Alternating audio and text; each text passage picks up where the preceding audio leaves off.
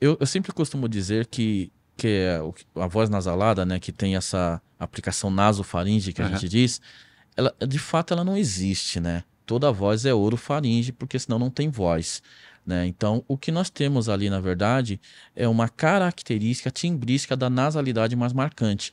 O que significa? Porque se eu pedir para você fechar a sua boca agora e falar alguma coisa, você não vai falar, você vai fazer um som. Sim. E som não é vala, né? Voz é uma coisa que comunica e o som não, ó. Se não saiu pela minha boca, por onde saiu? Nariz. Pelo nariz. Eu consegui fazer voz pelo nariz? Então eu não posso ter uma voz nasal. Eu posso ter uma voz oral com características nasais. Então toda voz pode ter mais ou menos nasalidade. Mas nenhuma voz é 100% nasal. Sim. Senão não é voz. Sim. E o Netinho tem um pouco mais de oralidade em alguns momentos e um pouco menos oralidade em outros momentos. Ou seja, tem vezes que vai um pouquinho mais pro nasal, tem vezes que vai mais um pouquinho, e isso é muito comum entre todos os cantores, né?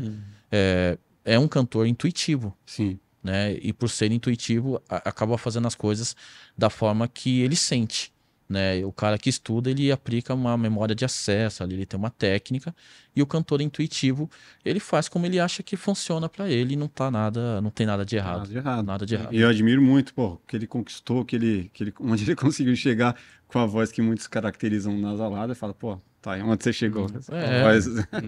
Eu acho que cantar, né? Eu vou falar de técnica apenas, mas acho que cantar é quando você consegue comunicar. Sim. E toda pessoa que consegue comunicar, ela cria conexões. Né? E é a partir desse relacionamento que essas pessoas vão te seguindo, vão te acompanhando e vão prestigiando o seu trabalho. Acho que a voz dele comunicava a mensagem que ele queria passar. E isso, né? E isso independente do nível técnico dele. Né? O Brasil, a nossa música, ela não é uma música em termos vocais que exige tanta técnica como acontece, por exemplo, nos Estados Unidos. Por quê? Porque é uma dimensão cultural. É uma dimensão cultural.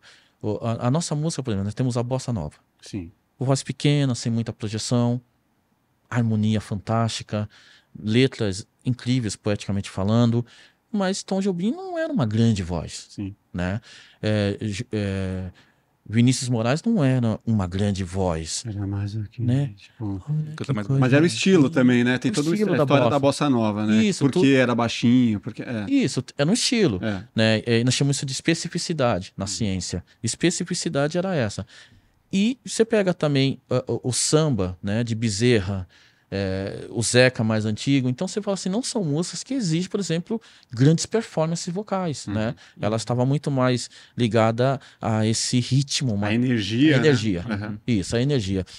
Hoje, com a chegada Mas aí, só complementando, tem o Ed Mota, aí tem outros nomes que aí já vai para uma outra porrada vocal, né? Mas, por exemplo, quando você pega o Ed Mota, você não consegue ver, por exemplo, na carreira do Ed Mota, uma audiência como um Zezé de Camargo, por exemplo. Como um Chitãozinho e Chororó, por exemplo. Como um Lulu Santos. Fica uma coisa mais elitizada, né? Isso, porque é muito específico aquilo. É especificidade demais que foge muito da nossa cultura, dos nossos hábitos culturais, né? O melisma aqui é algo que se estuda nos Estados Unidos, em qualquer esquina tem um menininho que fazendo melisma, entendeu? Explica pra quem não sabe, o que é um melisma? Exatamente isso que eu perguntava. Pra pessoas leigas como eu e quem tá assistindo, por favor, explique o que é melisma. O melisma é quando você coloca uma sequência de notas em uma vogal ali no final da frase, né? Por exemplo, eu vou fazer... És a paz. Aí eu vou colocar és a paz.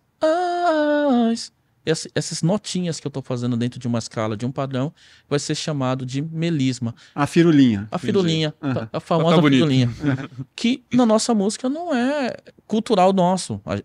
Claro, hoje em dia, quando você pega sobre cultura, sobre cultos, né, sobre dimensões culturais, o cabelo de uma outra cultura, o estilo de cabelo, o estilo de roupa, o estilo de barba, né?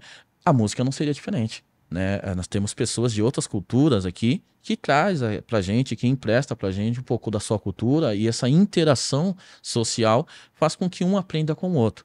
Mas não é natural nosso, isso aqui não é a nossa base de canto. E a técnica vocal norte-americana é uma voz muito potente, muito para fora.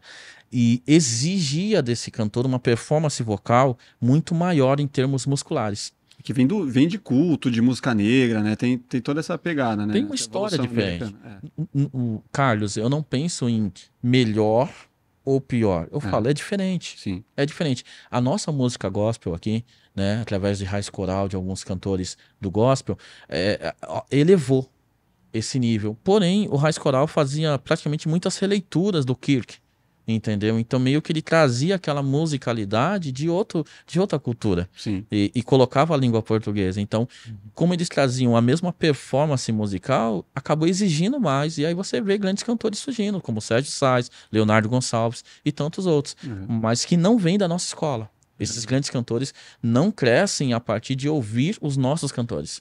Eles cantam dessa forma a partir de ouvir outros cantores fora daqui. É isso, galera. Se você gostou desse corte, com certeza você vai gostar do episódio completo. Vai na descrição, pegue o link, acesse lá, se inscreva, deixe o seu like e ative as notificações. Um grande beijo, valeu!